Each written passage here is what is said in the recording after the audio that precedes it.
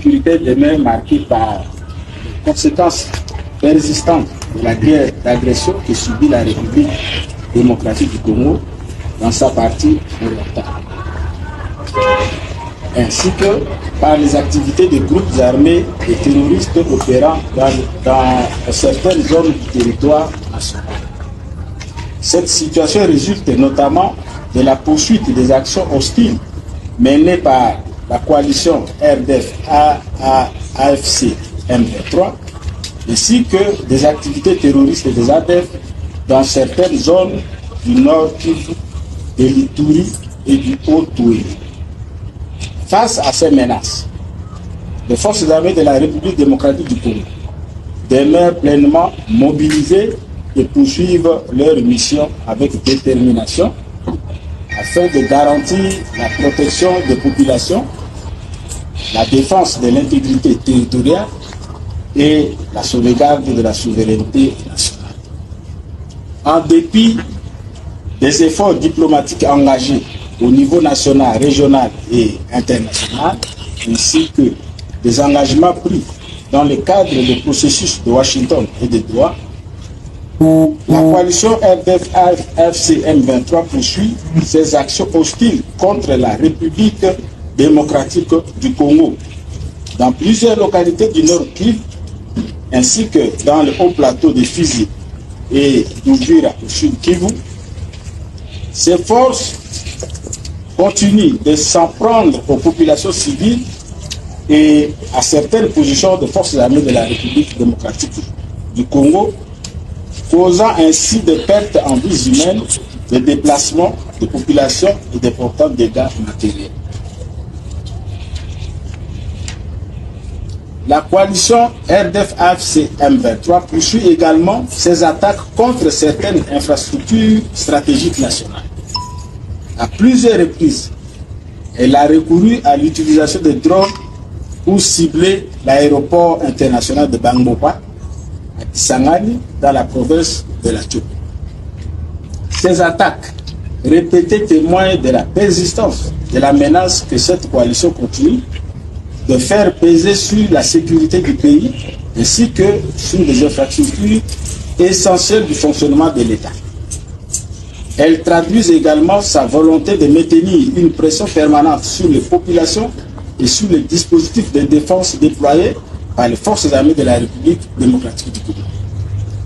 Les forces armées de la République démocratique du Congo demeurent vigilantes face à cette menace et poursuivent les mesures nécessaires à la sécurisation des infrastructures stratégiques ainsi qu'à la protection des populations civiles.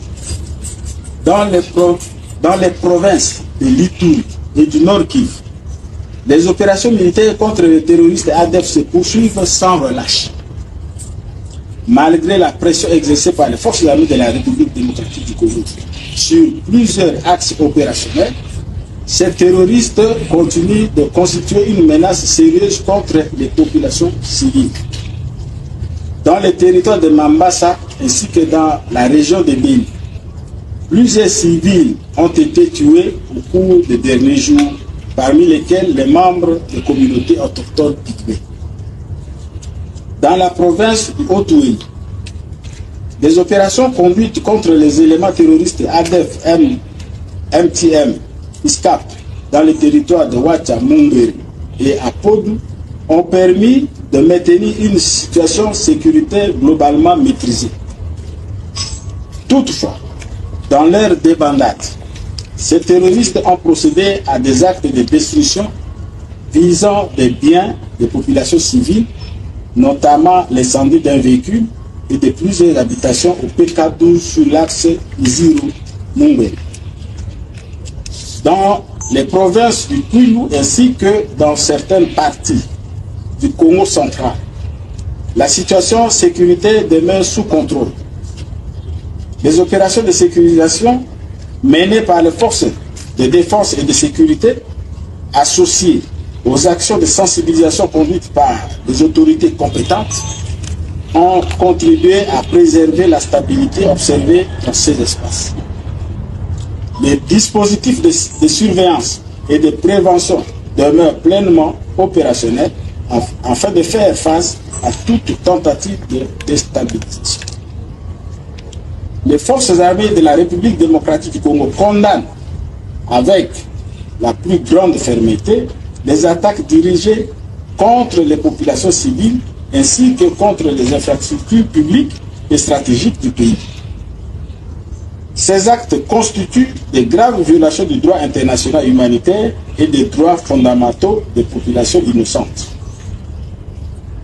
Rien ne saurait justifier le recours à la violence contre les civils ni les atteintes portées à la souveraineté de la République démocratique du Congo.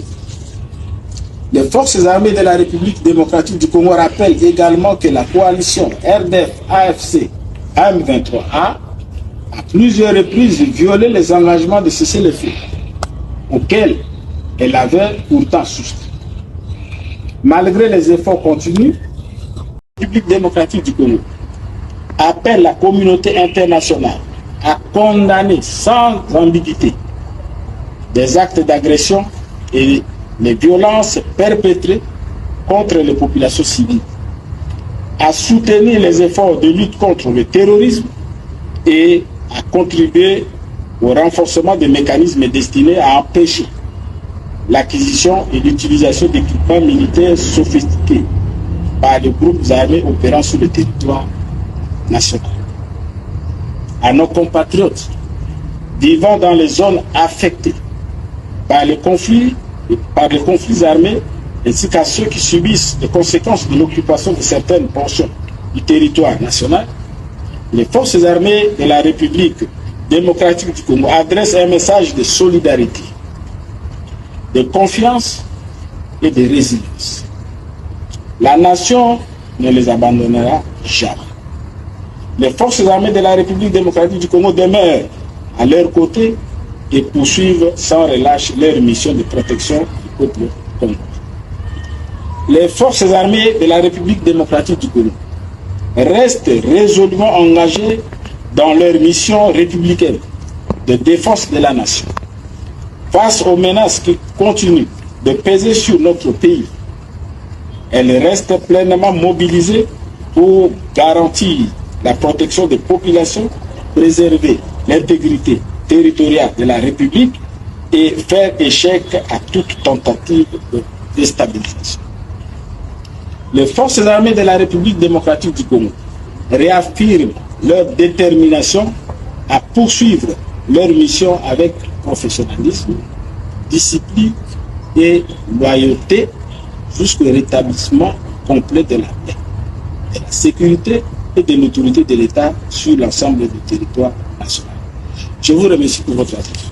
Travailler en RDC ne devrait pas ressembler à une chasse. Tu es prêt, ton CV est prêt, mais les offres semblent loin, les contacts flous, les réponses silencieuses. Tu actualises, tu rejoins des groupes WhatsApp, tu compares, tu doutes.